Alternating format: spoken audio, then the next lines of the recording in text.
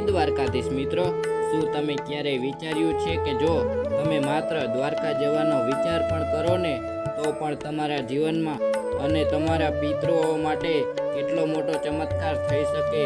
આજે હું તમને સ્કંદ પુરાણની એક એવી અદ્ભુત રહસ્ય કહેવા જઈ રહ્યો છું જે સાંભળીને તમારા રૂવાડા ઊભા થઈ જશે।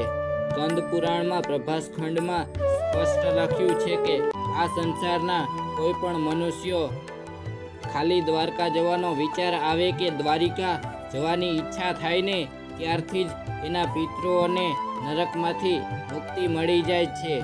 બોલો, છે ને આશ્ચર્યની વાત? મતલબ કે આપણે ફક્ત જવાનું વિચારવાનું છે અને આપણા વડવાઓ અને પિતૃઓનો ઉદ્ધાર ત્યાંથી જ શરૂ થઈ જાય છે।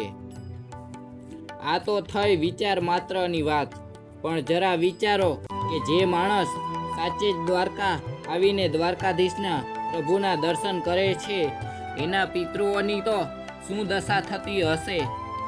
શાસ્ત્રો કહે છે જે વ્યક્તિ દ્વારિકા આવીને ભગવાનના દર્શન કરે છે ને એના પિતૃઓ સ્વર્ગમાં જઈને સંગીત વગાડતા અને નૃત્ય કરતા રહે છે। અને હા, જિગ્નેશ દાદાએ કથામાં બહુ સરસ વાત કરી છે, જેમ કે કોઈ દીકરી પરણીને સાસરે જાય અને એને વારે વારે પોતાના પિયરમાં જવાની ઈચ્છા થાય એમ આપણને પણ દ્વારિકા આવ્યા પછી વારે વારે દ્વારિકા આવવાનું મન થવું જોઈએ। આ દ્વારિકાધીશનું ધામ એ આપણું પણ આધ્યાત્મિક પિયર છે।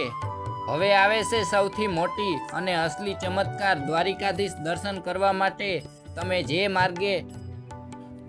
માર્ગ ઉપર પગ મૂકીને ચાલીને નીકળો છો ને, જેટલા પણ ડગલા તમે આ ધરતી ઉપર ભરો છો ને, એક એક ડગલે તમને એક અશ્વમેઘ યજ્ઞનું ફળ પ્રાપ્ત થતું જાય છે। શાસ્ત્રોના પદે અશ્વમેઘ યજ્ઞ લભતે ફલમ એવું કહ્યું છે। એટલે જ મિત્રો, જ્યારે પણ તમે દ્વારકા આવો ને તો હોટલથી મંદિર તરફ જાવ ને તો શક્ય હોય ને રિક્ષા કરવાને બદલે ચાલીને જજો, કેમ કે પહેલા જૂના સમયમાં પાઠશાળાઓથી જમવા માટે કેમ કે બધા હાલીને જતા હતા, કારણ કે